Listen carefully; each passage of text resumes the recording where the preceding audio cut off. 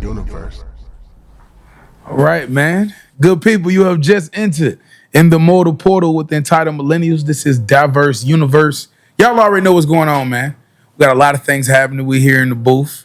And right now, I got the man, the myth, the coolest guy on this side of town, the man, the jack of many trades, the chameleon, Yeah, the wise man, yeah. Mr. Vigilante. How you feeling, brother? I appreciate all those titles. You feel me? I do. I appreciate that. You feel what I'm saying? Yeah, I'm glad that we straying away from like career titles. Okay. I always thought that when people would be like actor, artist, all that stuff. To me, it was always corny because this other person is an actor, artist, this, that, all that stuff. Talk to me. So whatever differentiates that person really is what they should be announced as. Yeah. Yeah. I like to say what people's job titles are, but since like straying away from like radio, I see like, okay, cool. We can kind of say titles, but me, I'm an energy guy. So sometimes you can be a janitor, but you got king-like aura. Right. You know what I mean? Right. Like I was one of those people that I can learn from anybody. Sometimes my most valuable, the most valuable gem that I was blessed with out of my 34 years sometimes came from a person that society looked down on. That's And real. then, you know, I have worked in the airport for many years, and I come across people that I view at a higher level, and they won't be able to give me nothing. Very disappointed in Very interactions. disappointed. Yeah. So sometimes, you know, it's how you carry yourself. And you know what? I like how you carry yourself, bro. No, thank you. Yeah, I haven't been disappointed yet. That means a lot to me. You know what I mean? That means a lot. That's dope to me. But I like genuinely like how you carry yourself. You seem cool, laid back, and you consistent. Thank you. Thank you. I think the only time that I ever had a hiccup was the first time that we met. I didn't know that this was your show. I thought it was Flex. Yes. I thought it was her show. And in thinking that, when I showed up late to Peter's spot, I was I was just getting off a live with somebody else, drove down there. It wasn't even far. And I was late, and I had Urban T come because I had a feeling I was going to be late. And when I got there, I didn't say nothing to any of you guys because I didn't know that it was you guys' show. And I showed up, just started talking to Flex because I really thought it was her show. Yeah, because I was told before you had talked to Flex, I had heard your name from Johnny. That you reached out to Johnny. Yeah. But that was seasons ago. Yes. Seasons ago. So when we had, you know, Flex running things, it was cool. It was cool to me. It was just, you know what I mean? It was cool how it went. It was funny that you had a woman to come there. I was like, okay. Interesting, right? It was funny. I was like, who do like this nigga just ordered a woman to be there and hand her a birthday gift. Yeah. I said, you know what? I position people wherever I want them to be. I personally like that. Yeah. I believe life is surrounded around who can make who believe in who frame. Yeah. That's just life to me. Like, you know, whoever you got a vision, and your job is to make people buy into it either by buying who you are or even believing in themselves. But whatever you're selling, our job is to get people to buy into it. To believe in that. So, you know, I sit back. I'm not one of them ones, even though I come across like, I'd like to sit back, and I was like, okay, cool. That was a nice move. Okay, from the day you seen it. Yeah. You know, the interesting thing is you and Kid have such interesting, diverse personalities. Oh, I'm interested in that one. But y'all both took a liking to me early. Yeah. So it says a lot. I like y'all whole family. Yeah. You got some of the coolest sisters. They don't know, but you got some of the coolest sisters-in-law. For sure. You got some of the funniest cousins that I've ever met. Yeah. Like y'all family is dope. Yeah, if you hang around a pod, random family member come across. That's a fact. Yeah. I'm interested in the first part. What was your first thought of me and Kid?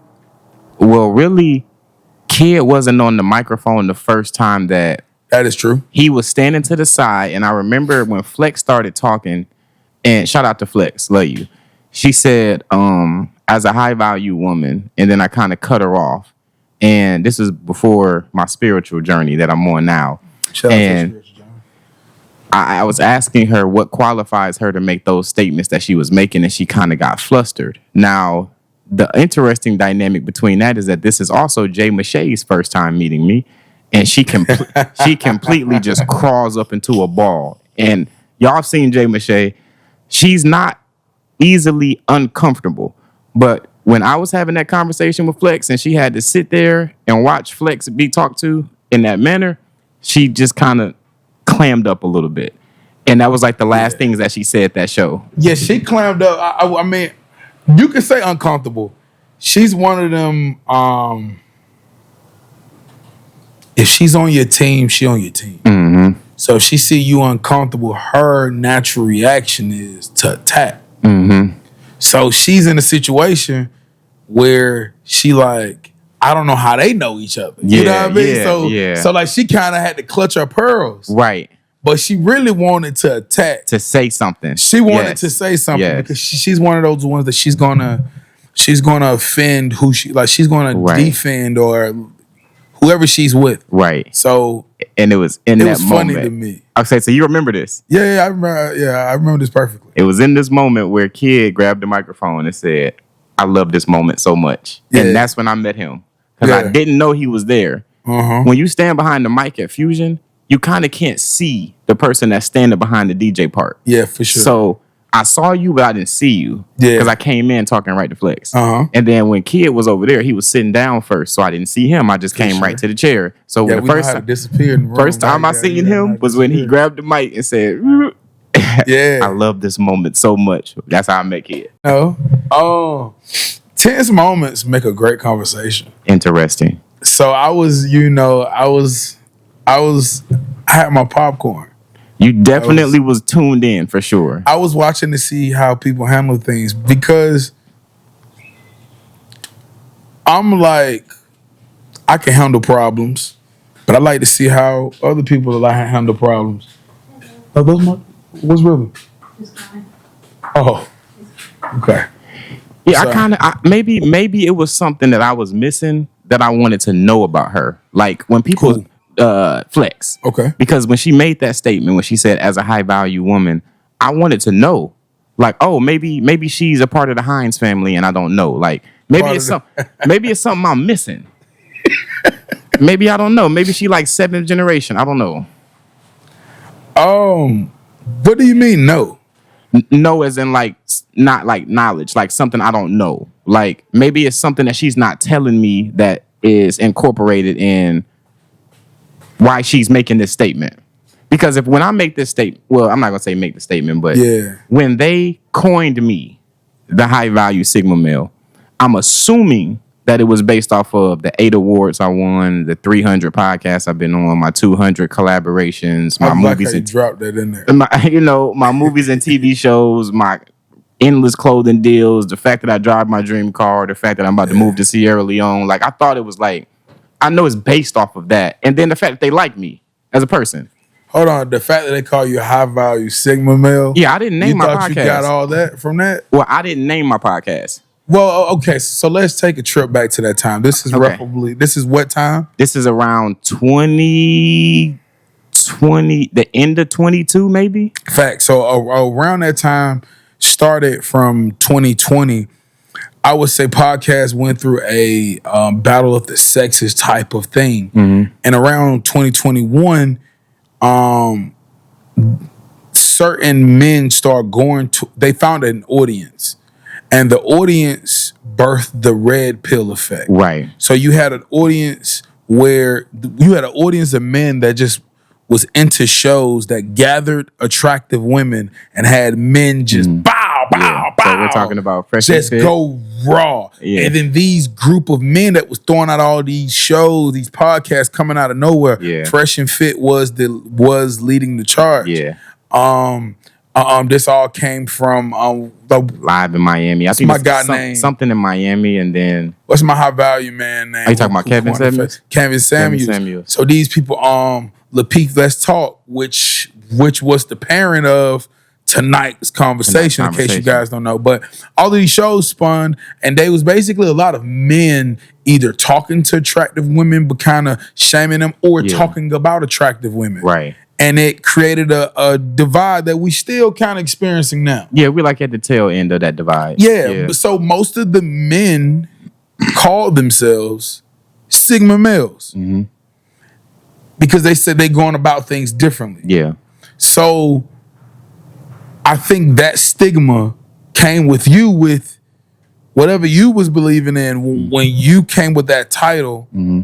And I want to say around that time, you was doing a lot of female podcasts where you was kind of put in position where you was telling people your thoughts on how. Yep. You want me to tell you how that came about? Talk to me. DJ Money now, he seen me doing different podcasts. He had a show called Wifeable Podcast. And he said, do you want to take over the show? I said, I got a lot of other stuff going on. I can't take over the show without a salary. Okay. So he said, without a salary. He said, I can't do a salary, but let's just do a trial episode and see how it happens. My other guy, Jay, he has a wristband company where if you wear a white wristband, you single. You wear a blue wristband, you taken. You wear a green one, you dedicated to the gym. Okay. So that way it's language. You can read a girl's wrist without talking to her first. So I said, you know what? That'd be dope if I combine the two. Jay's wife has a she has a company. She has a modeling company. I said, bring me 10 models, and then we can do the first Wifeable podcast episode. So he brought me 10 models, and we did soft marketing for his bands, and then that's how I did the first Wifeable episode. After the episode was over, because it was only like 2 hours, I'm going to my car, and I hear a whole bunch of footsteps behind me, and it's girls walking behind me, and they're asking me, so when we were on the show, what was that part about?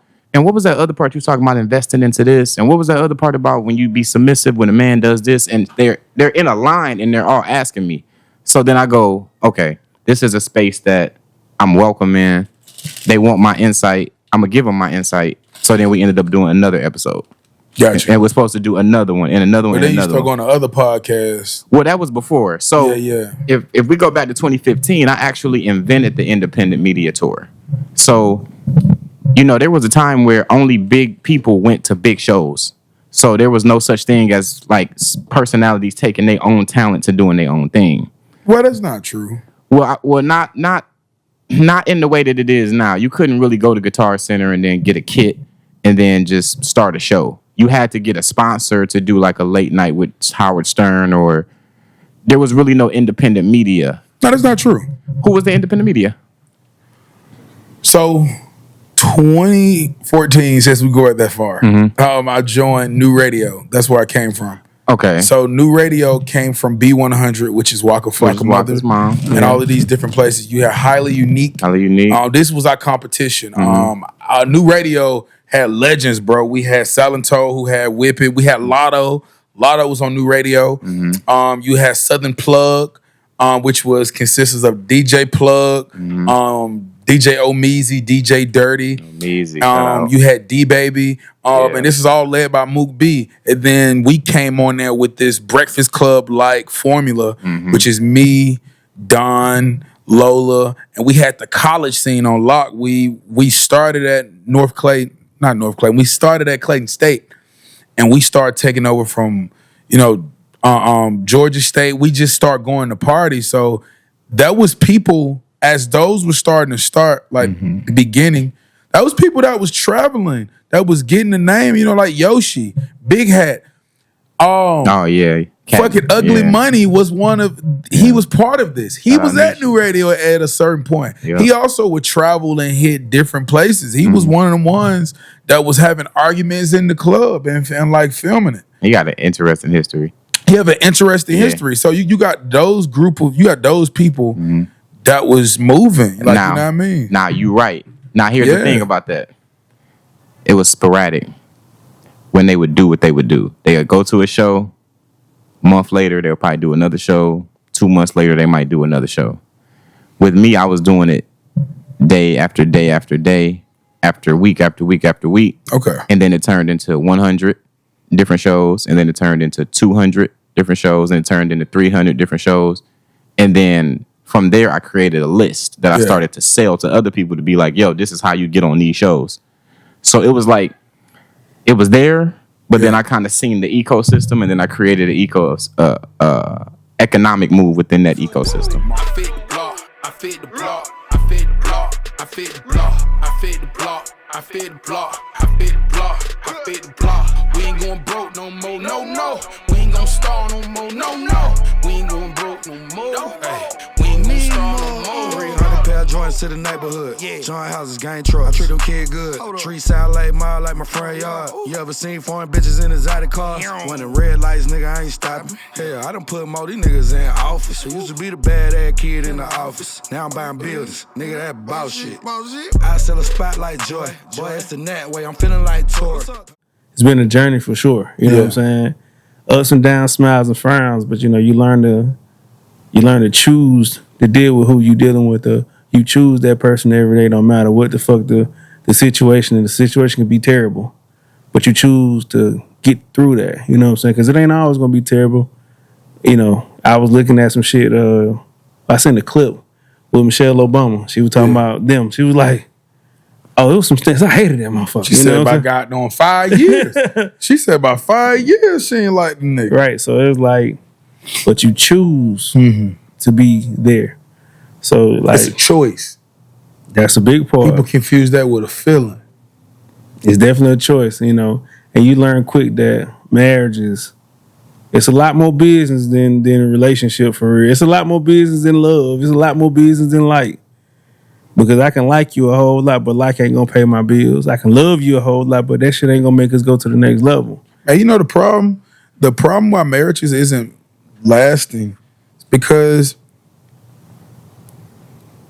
you giving, like, I believe that every human have a certain amount of loyalty to give.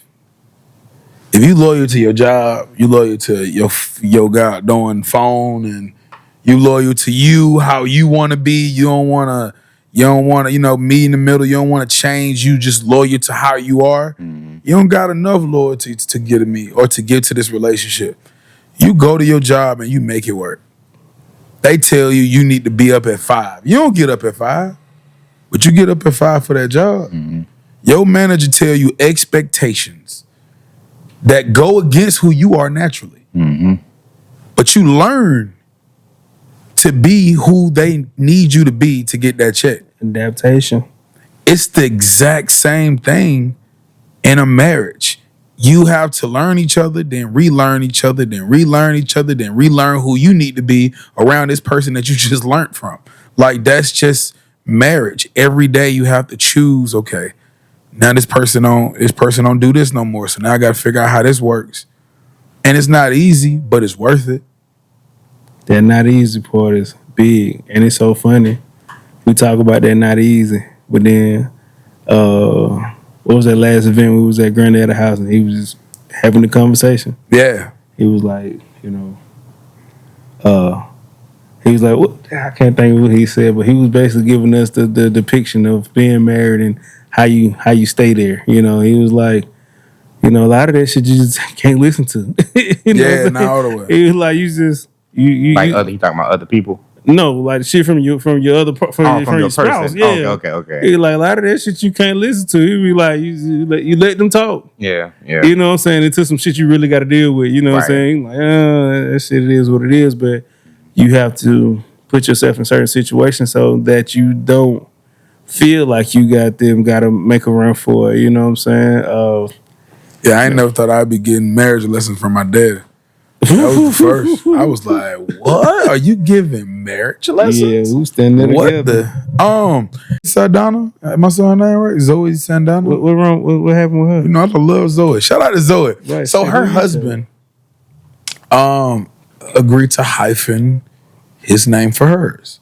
She's the breadwinner. He stays home with the kids. And he feels like his last name really, it doesn't have to be like the main name. They can hyphen it. They can hyphenate it and do that. I don't know.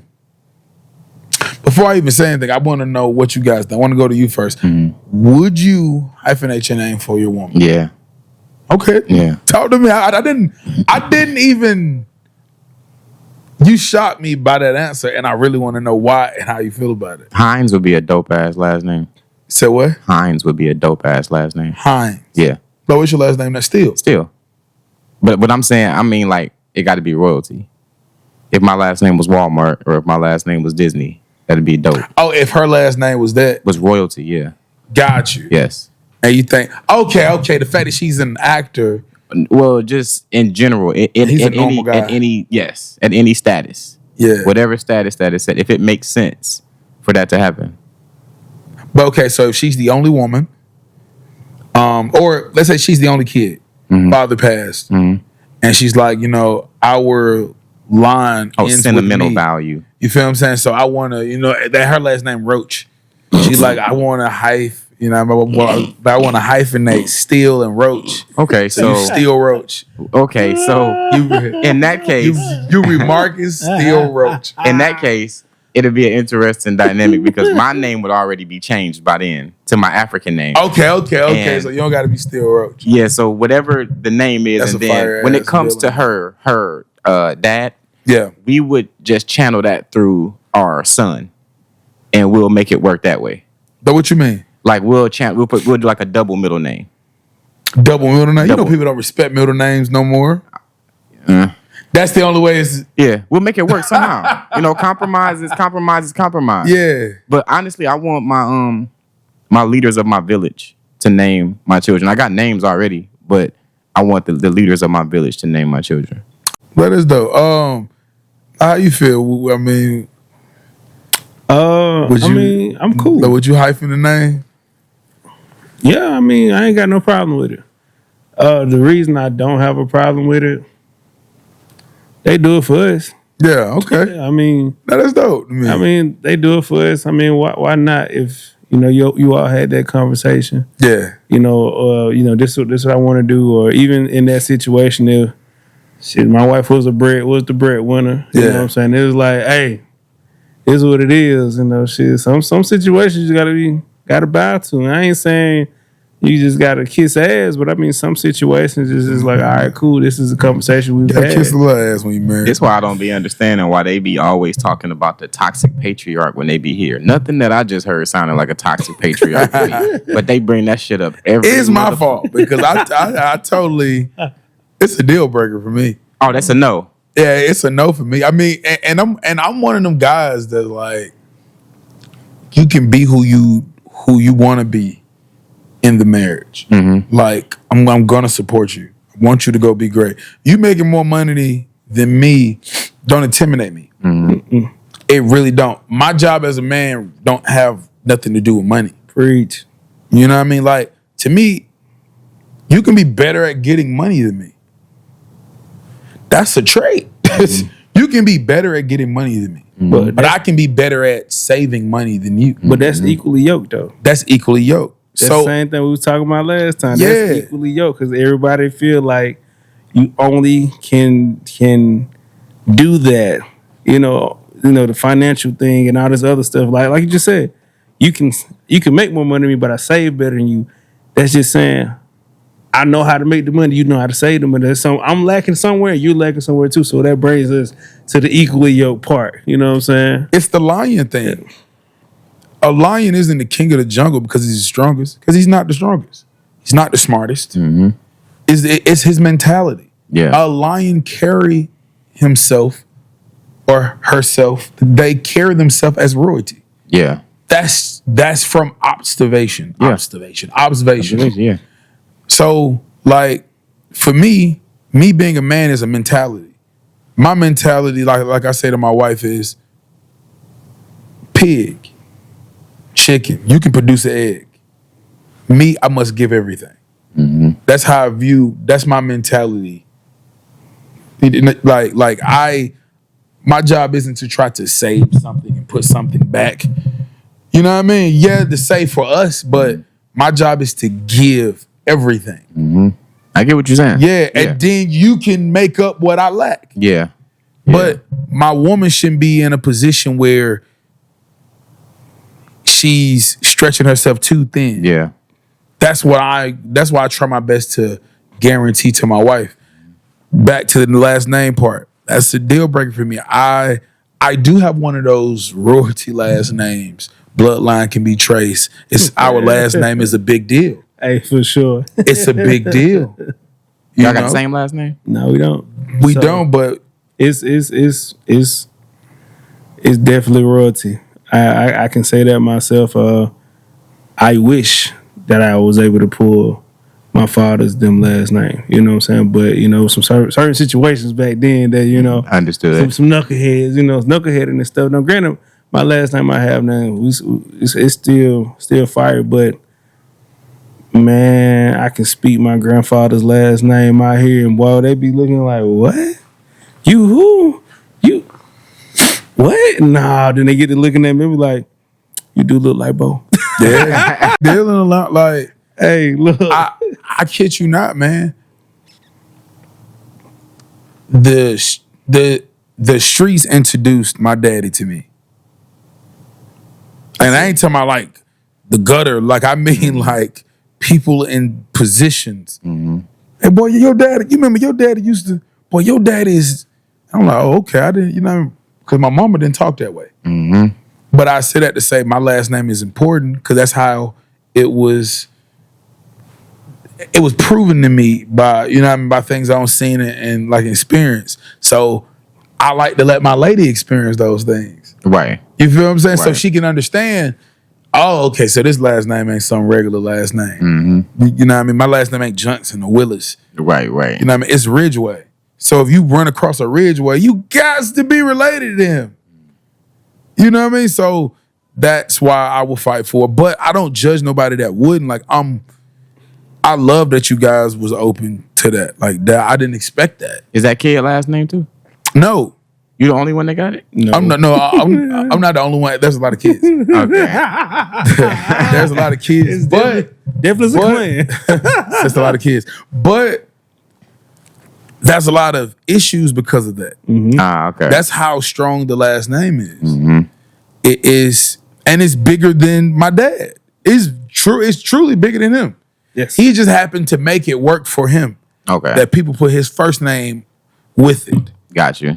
You know what I mean? Some people can do that. Some people, it'll be legendary to the point that, okay, they made the legend that they was born with work, and to the point that people now incorporate that with that. Yeah. I see what you're saying. Yeah. But I mean, I feel like that's dope that you guys will be open to that. Yeah, for sure. What I feel what you're saying. You asked the opinion. Yeah.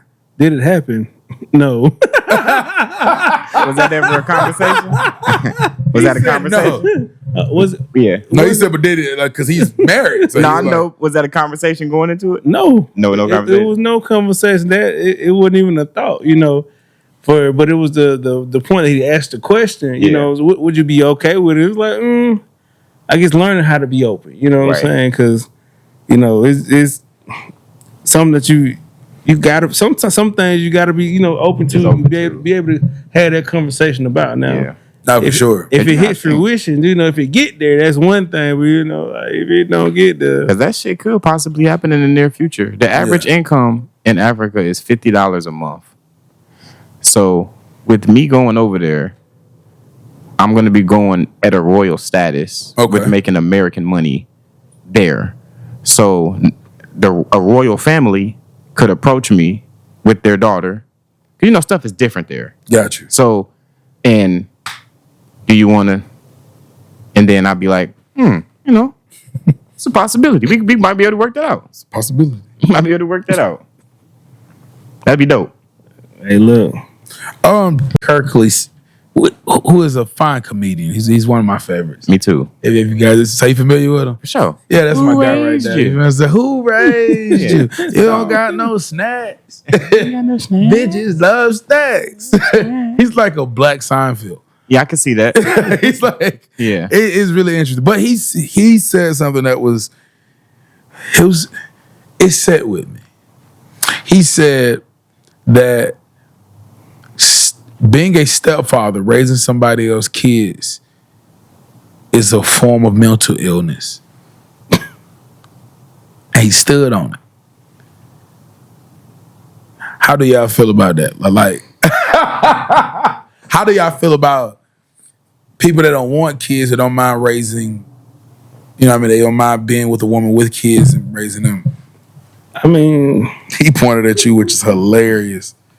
He about to be on his king shit. Like, fuck that. Nah, honestly, I can't say it's a problem. I can't say I mean, I wouldn't do it now because I'm not in that situation. For sure. Have I thought about it before? Being in the situation is like, and it's probably one of them things like, shit, damn, I used to crush on Shorty. Damn, she fucking with me now. She got a little shorty. I mean, I can fuck with it because she's still bad, whatever. It'd never be nothing in my mind to be like, what are the... That's when you like the girl, though. Yeah, it wouldn't even be about the kids. It's like, shit, I fuck with Shorty, goddamn, you know, and eventually you probably, you know, take to her kids, you know, if that's the case, you know what I'm saying? But I feel like most people in that situation are being like, oh, I'm trying to go play step. They're like, nah, I'm trying to fuck with her mama. And then eventually, you know, it just happened that way. In that situation, you wouldn't feel like that you kind of got dubbed initially for somebody that, and you kind of, she spent the block kind of because the situation didn't work out? I mean, I feel like I lived that life. A lot of situations that didn't work, and I feel like, man, I feel like this, man. Growing up, I was a little bit more on the husky side, so you know what I'm saying. So it was like a lot of the people I hung with, all my homies and shit, they was naturally in shape. You know me, they was cracking shit. Yeah, was getting leftovers. Yeah, I was man left. Hell, sometimes I wasn't getting shit. You know what? I respect your honesty. I respect that. Hey, I'm just been keeping it a buck. He keeping it a buck. But it's so funny now because shit, it's damn near I'm hot commodity. Got them motherfuckers be like, damn. Yeah. Shit, you know, I don't mind a little gut on you, you know? Shit. You ball, I'm fucking with it, you know what I'm saying? And I guess for me looking at it, like, I had to do extra shit as a kid to be noticed, you know what I'm saying? I had to be great in fucking sports. I had to be great in a whole lot of shit so that the women can pay attention to me because I didn't have the clothes that all the cool kids had, you know what I'm saying? I was in Bugle Boy jeans, you know what I'm saying? Them Arizona. What you talking about? I was in them Husky motherfuckers, you know what I'm saying? Yeah. And when I did have some name brand, guess where I was at? CITI. City Trend. Hey, I was with City Trend, though. You talking about? I was with City Trend, though. But the point is, like, that was a gift. You know, that was like, hey, we go to City Trend. That was a come up. Yeah, that was a come up. Like, as soon as you see City Trend, hey, look, City Trend, like they gotta have some Rockaway in there, some. Yeah, you'll find some. Hey, look, some. So, but you know, so back then it was more so like, you know, shit, I had to do a little bit extra. You know what I'm saying? To be noticed, to be seen. You know what I'm saying? Like, see, you know, I start. You know, this one thing I got honest from my dad. That motherfucker like a fucking monkey. He hairy than a motherfucker. And I got it honest. So me taking off my shirt in middle school and high school, bitch was, he got to talk on me. He hairy. You know what I'm saying? You know what I'm saying? Like, I had a whole different array of problems besides, that nigga fat. And I wasn't even a big nigga. You know what I'm saying? Yeah, I don't remember you being that big. But the point was, I was bigger than everybody else. You know? Okay. Atlanta's not real, especially if you got a camera. So where do you draw the line? I guess I'm wondering because I am a black